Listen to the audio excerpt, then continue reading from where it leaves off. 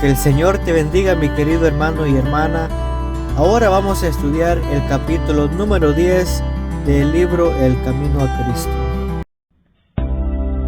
El Camino a Cristo, capítulo 10. Los dos lenguajes de la providencia. Son muchas las formas en que Dios está procurando dársenos a conocer y ponernos en comunión con Él. La naturaleza habla sin cesar a nuestros sentidos. El corazón que está preparado quedará impresionado por el amor y la gloria de Dios, tal como se revelan en las obras de sus manos. El oído atento puede escuchar y entender las comunicaciones de Dios por las cosas de la naturaleza. Los verdes campos, los elevados árboles, los botones y las flores, la nubecilla que pasa, la lluvia que cae, el arroyo que murmura, las glorias de los cielos hablan a nuestro corazón y nos invitan a conocer a aquel que lo hizo todo. Nuestro Salvador entrelazó sus preciosas lecciones con las cosas de la naturaleza. Los árboles, los pájaros, las flores, los valles, las colinas, los lagos y los hermosos cielos, así como los incidentes y las circunstancias de la vida diaria, fueron todos ligados a las palabras de verdad, a fin de que sus lecciones fuesen así traídas a menudo a la memoria, aun en medio de los cuidados de la vida de trabajo del hombre. Dios quiere que sus hijos aprecien sus obras y se deleiten en la sencilla y tranquila hermosura con que Él ha adornado nuestra morada terrenal.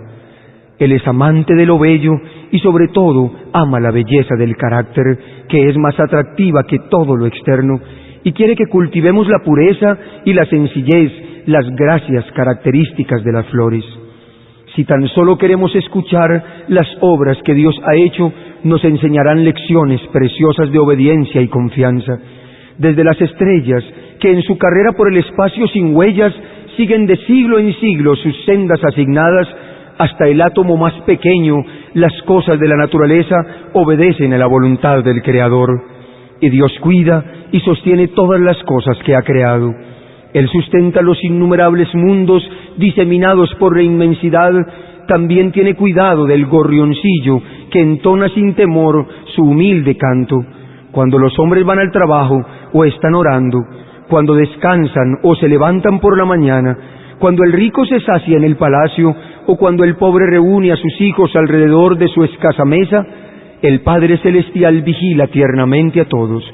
No se derraman lágrimas sin que Él lo note. No hay sonrisa que para Él pase inadvertida. Si creyéramos plenamente todo esto, toda ansiedad indebida desaparecería. Nuestras vidas no estarían tan llenas de desengaños como ahora, porque cada cosa, grande o pequeña, debe dejarse en las manos de Dios, quien no se confunde por la multiplicidad de los cuidados, ni se abruma por su peso. Gozaríamos entonces del reposo del alma, al cual muchos han sido por largo tiempo extraños. Cuando vuestros sentidos se deleiten en la amena belleza de la tierra, pensad en el mundo venidero, que nunca conocerá mancha de pecado ni de muerte, donde la faz de la naturaleza no llevará más la sombra de la maldición. Que vuestra imaginación represente la morada de los justos, y entonces recordad que será más gloriosa que cuanto pueda afigurarse la más brillante imaginación. En los variados dones de Dios en la naturaleza no vemos sino el reflejo más pálido de su gloria. Está escrito: cosas que ojo no vio, ni el oído oyó, ni han subido al corazón del hombre, son las que Dios ha preparado para los que le aman. Primera de Corintios, capítulo 2, versículo 9. El poeta y el naturalista tienen muchas cosas que decir acerca de la naturaleza, pero es el cristiano el que más goza de la belleza de la tierra, porque reconoce la obra de la mano de su Padre y percibe su amor en la flor, el arbusto y el árbol. Nadie que no los mire como una expresión del amor de Dios al hombre puede apreciar plenamente la significación de la colina, ni del valle, del río, ni del mar. Dios nos habla mediante sus obras providenciales y por la influencia de su Espíritu Santo en el corazón. En nuestras circunstancias y ambiente, en los cambios que suceden diariamente en torno nuestro, podemos encontrar preciosas lecciones si tan solo nuestros corazones están abiertos para recibirlas.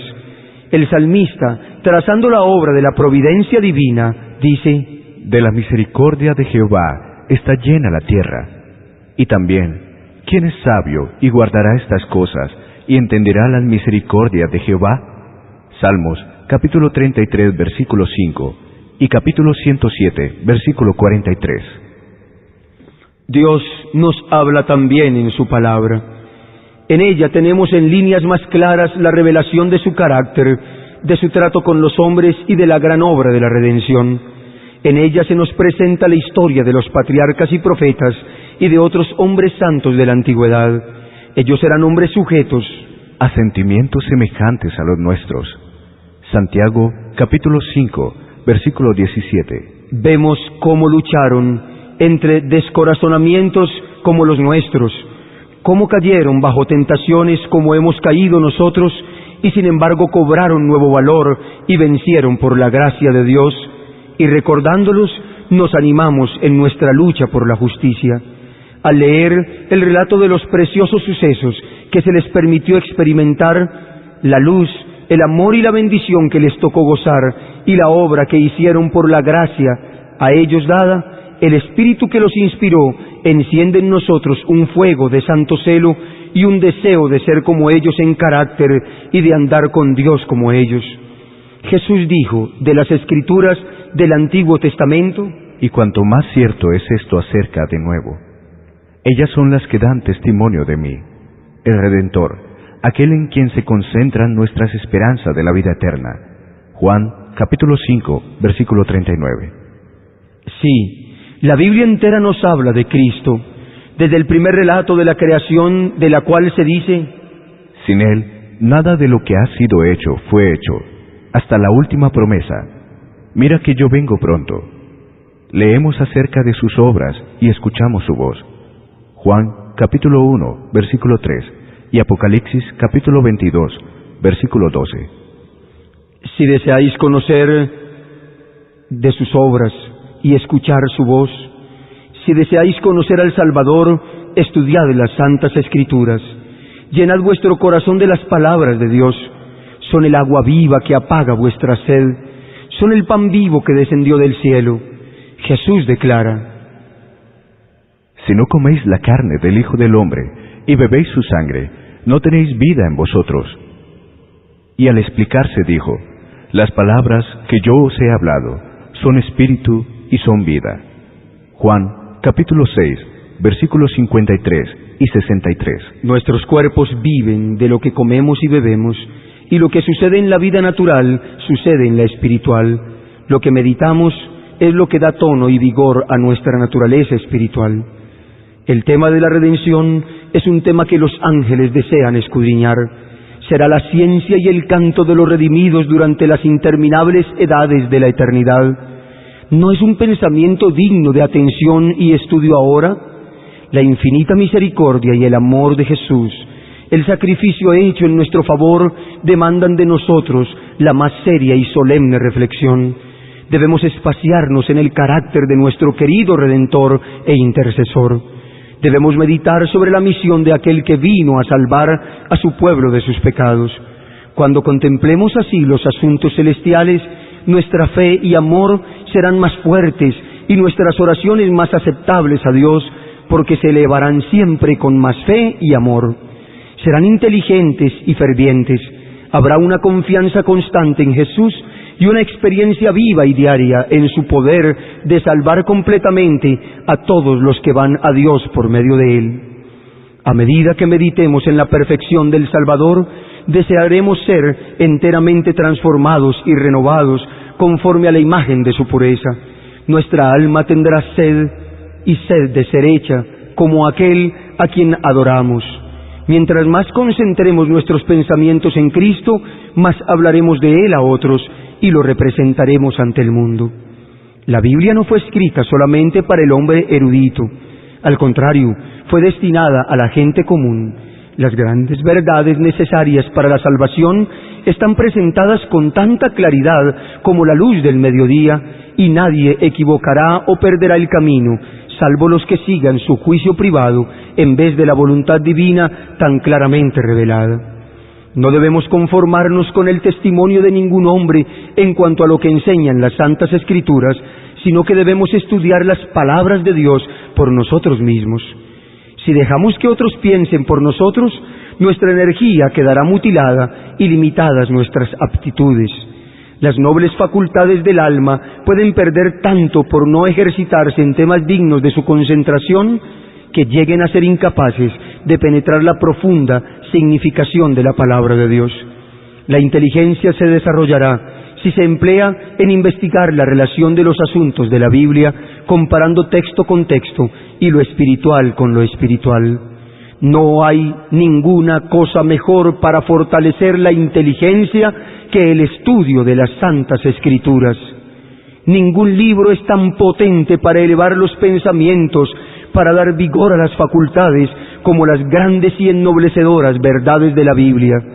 Si se estudiara la palabra de Dios como se debe, los hombres tendrían una grandeza de espíritu, una nobleza de carácter y una firmeza de propósito que raramente pueden verse en estos tiempos. No se saca sino un beneficio muy pequeño de una lectura precipitada de las Sagradas Escrituras. Uno puede leer toda la Biblia y quedarse, sin embargo, sin ver su belleza o comprender su sentido profundo y oculto.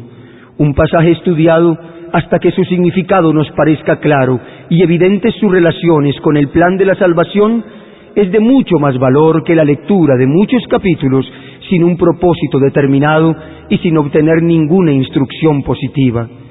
Tened vuestra Biblia a mano, para que cuando tengáis oportunidad la leáis. Retened los textos en vuestra memoria. Aún al ir por la calle podéis leer un pasaje y meditar en él hasta que se grabe en la mente. No podemos obtener sabiduría sin una atención verdadera y un estudio con oración. Algunas porciones de la Santa Escritura son en verdad demasiado claras para que se puedan entender mal, pero hay otros cuyo significado no es superficial para que se vea a primera vista. Se debe comparar pasaje con pasaje, debe haber un escudriñamiento cuidadoso y una reflexión acompañada de oración, y tal estudio será abundantemente recompensado. Como el minero descubre vetas de precioso metal ocultas debajo de la superficie de la tierra, así también el que perseverantemente escudriña la palabra de Dios, buscando sus tesoros ocultos, encontrará verdades del mayor valor que se ocultan de la vista del investigador descuidado.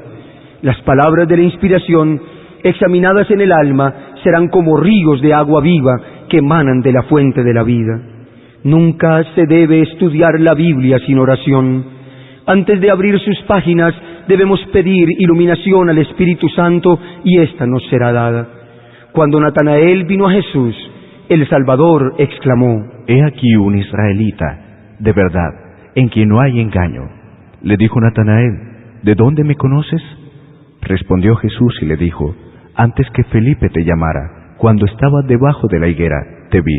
Juan, capítulo 1, versículos 47 y 48. Así también nos verá Jesús en los lugares secretos de oración si lo buscamos para que nos dé luz para saber lo que es la verdad. Los ángeles del mundo de luz estarán con los que busquen con humildad de corazón la dirección divina. El Espíritu Santo exalta y glorifica al Salvador. Es su oficio presentar a Cristo, la pureza de su justicia y la gran salvación que tenemos por Él. Jesús dice: «El Espíritu tomará de lo mío y os lo hará saber». Juan, capítulo 16, versículo 14.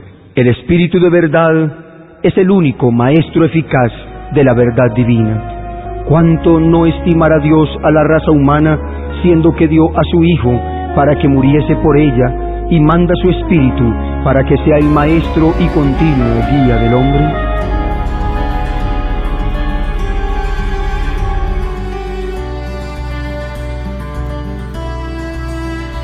Que Dios te bendiga, mi querido hermano y amigo. Recuerda compartir este precioso mensaje para que juntos podamos continuar leyendo este libro, El Camino a Cristo. Que el Señor te bendiga.